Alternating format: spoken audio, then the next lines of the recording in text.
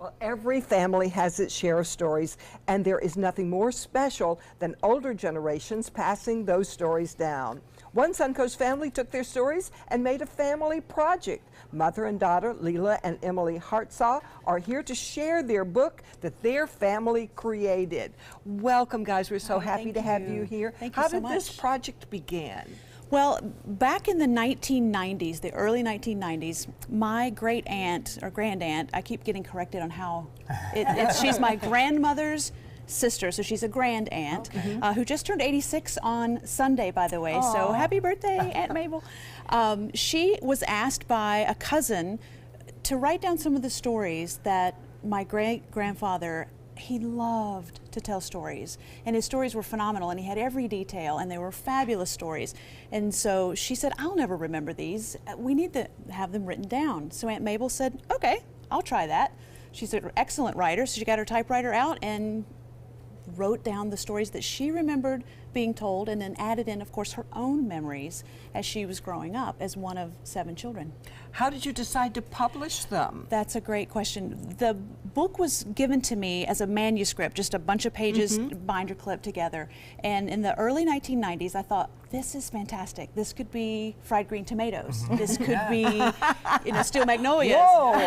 It just needed a little finesse. It needed to be proof and edited. So I started work on a little computer at my desk at an ad agency, and then left that job and had a disc, but nothing to put it on, because back then we didn't all have computers in our pockets, right? Yeah. So how'd your mom get involved? I asked my mom all the questions that I needed answers to if I was going to put this story together and finally get it out there, so that not only our family members would have copies of it, but anybody who's interested in the American experience and wanting to hear about what life was like in early 20th century rural Mississippi before electricity and cell phones and all of this magic, that somebody else would like to pick up and read. And so Mom had all the answers of who was who. She gave me all the great photographs, but then it needed more. It needed illustrations. So that's where Emily got involved. How old are you, Emily? I'm great, thank you. How old are you? Oh, how old am I?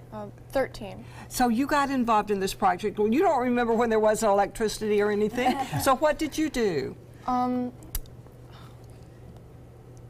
We picked some passages from the book that she could illustrate. Did the drawings come first, or did you read the stories and then let that influence? So you're the artist. Yes. Ah, she did the illustrations. She did. And I bet that was kind of a really cool way to learn things you probably didn't learn before. Because when your mom tells you stories, you're like, okay, whatever. Yeah. But when you get to actually put them together, that's kind of fun. Yeah, They become really real is. people to you, don't they?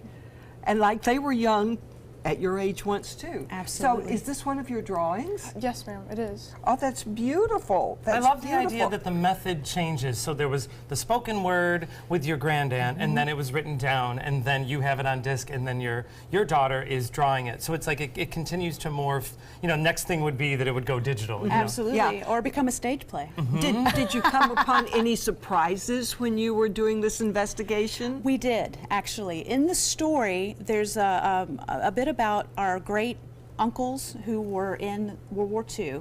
They served, and the family was told that they died on the beaches of Normandy. But my mother did research and found some recently unclassified information.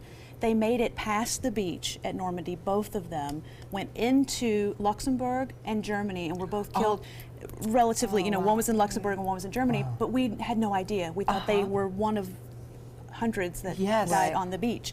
But that was a surprise, and that my mom was able to find this just by researching was amazing. Well, and so much, yes, exactly, you can learn. What do you hope people take away from your book? What I would love people to know is that it's important to write these stories down. Even if you're not a writer, just jot down some memories, put the names on the back of the photographs so that later generations will know who these people are. We have so many, we're like, it looks like her, but I'm not sure.